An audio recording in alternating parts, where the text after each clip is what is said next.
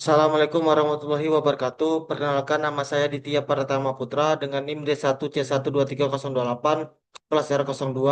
Di sini saya akan menjawab soal pertanyaan dari Bu Yerisa di mana soalnya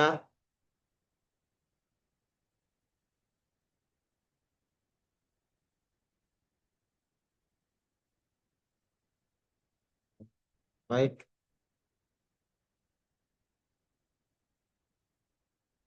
Nah, yang di mana soalnya tuh jelaskan perbedaan konsep sortasi dan grading pada hasil pertanian. Sebutkan contoh komoditas dan alat yang digunakan untuk masing-masing proses. Nah, jadi perbedaannya tuh sortasi adalah proses pemilihan awal hasil pertanian untuk memisahkan bahan yang tidak layak, seperti cacat, busuk dan tercemar kotoran dari bahan yang layak untuk diproses lebih lanjut. Sedangkan grading adalah proses pengelompokan produk yang sudah lolos sortasi ke dalam kelas mutu tertentu berdasarkan kriteria seperti ukuran, berat, warna, tingkat kematangan, atau penampilan fisik. Nah, contoh dari sortasi itu, yang pertama komoditasnya seperti cabai, kopi, dan gabah. Alatnya yang digunakan itu seperti konvensi sortasi, meja sortasi, dan ayakan kasar. Sedangkan grading itu komoditasnya itu jeruk, apel, dan beras. Alat yang digunakan itu seperti white grader dan color sorter. Nah, dan yang kedua tuh mengapa proses pembersihan awal sangat penting sebelum pengolahan lanjutan. Jelaskan dampak terhadap mutu produk dan dan umur mesin. Nah, jadi di sini sangat penting pembersihan awal itu bertujuan untuk menghilangkan kotoran fisik seperti kana, batu, jerami, debu dan logam sebelum masuk ke proses lanjutan. Ini dimana itu dampaknya terhadap mutu produk. Yang pertama itu mengurangi kontaminasi fisik dan mikrobiologis. Yang kedua itu meningkatkan keamanan pangan. Yang ketiga menjaga citra rasa dan warna produk. Dan dampaknya terhadap umur mesin. Yang pertama itu mengurangi kerusakan komponen mesin. Yang kedua itu mencegah penyumbatan dan gesekan berlebih. Yang ketiga itu menekan biaya perawatan dan downtime produksi. Selanjutnya tuh eh, soal nomor tiga, apa tujuan utama pengecilan ukuran dalam industri pertanian? Nah, di sini tujuan pengecilan dalam industri pertanian itu yang pertama, mempermudah proses pencampuran dan homogenisasi. Yang kedua itu menyesuaikan ukuran bahan dan spesifikasi produk akhir. Yang ketiga itu mempermudah penanganan pengemasan dan penyimpanan. Yang keempat itu meningkatkan efisiensi proses pengolahan dan selanjutnya. Nah, selanjutnya tuh nomor 4, jelaskan perbedaan prinsip kerja hammer mill dan disc mill. Lengkapi dengan gambar dan dijelaskan kapan masing-masing dapat digunakan. Nah, di sini saya akan menjelaskan prinsip kerja pada hammer mill yang itu bahan dihancurkan oleh pukulan berulang dan palu hammer yang berputar kecepatan tinggi. Seperti ini gambarnya. Di sini bahannya itu dihancurkan oleh palunya itu dan untuk uh, disc mill itu prinsip kerja itu menghancurkan bahan melalui gesekan dan penekanan antara dua piringan, satu berputar dan satu diam. Nah, di sini yang berputar dan yang di sini diam. Yang benar itu mekanisme itu adalah gesekan. Ya, dia tuh menghancurkan ukuran yang lebih halus dan seragam dan cocok untuk bahan setengah basah dan berminyak.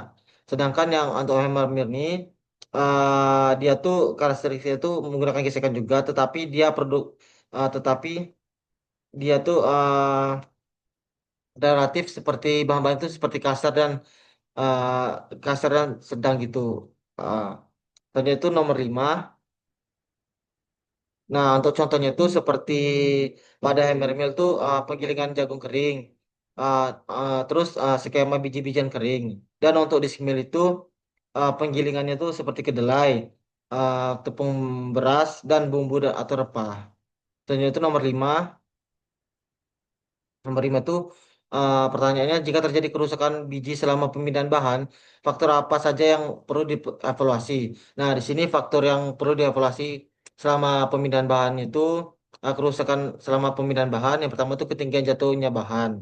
Selanjutnya itu kecepatan alat pemindah bed conveyor ataupun elevator. Yang ketiga itu sudut kemiringan salur atau conveyor. Yang keempat itu kekerasan permukaan alat kontak. Yang kelima itu kadar air bijinya. Yang keenam itu jenis dan kekuatan mekanik biji. Yang ketujuh itu sistem penumpukan bahan. Selanjutnya itu nomor 6. Nah, mengapa viskositas fluida sangat berpengaruh terhadap pemilihan pompa? Karena di sini viskositas menentukan kemudahan fluida untuk mengalir serta cara fluida merespon gaya yang diberikan pompa.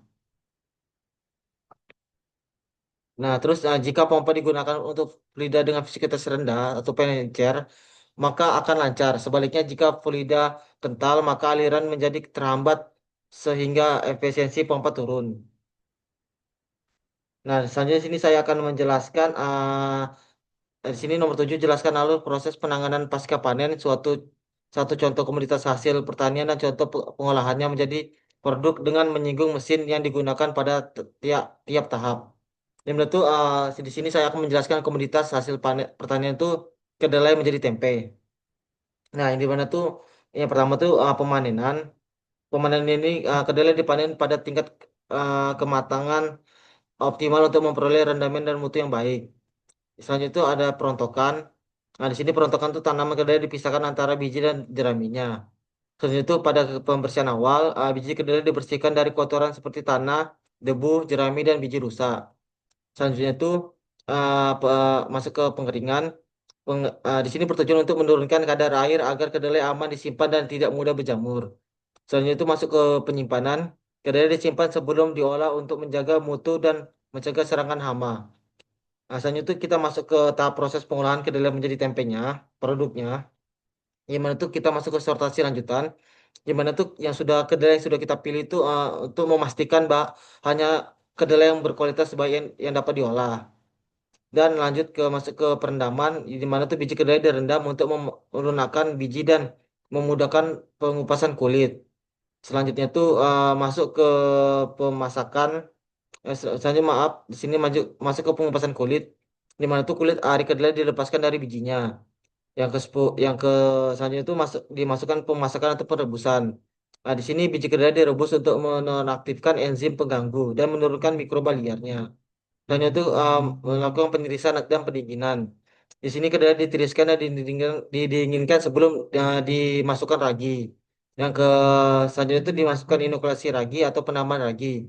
Ragi tempe dicampurkan secara merata ke biji kedelai. Selanjutnya itu kita masuk ke pengemasan. Ini mana tuh kedelai yang telah diberi ragi dikemas untuk proses fermentasi. Selanjutnya masuk ke proses fermentasi di mana proses pembentukan tempe melalui pertumbuhan kapang. Dan selanjutnya itu masuk ke tahap akhir yaitu produknya sudah jadi. Nah, tempe siap dipasarkan sebagai produk dan pangan. Baiklah, itu saja yang mungkin dapat saya sampaikan. Terima kasih atas waktunya, Ibu. Wassalamualaikum warahmatullahi wabarakatuh.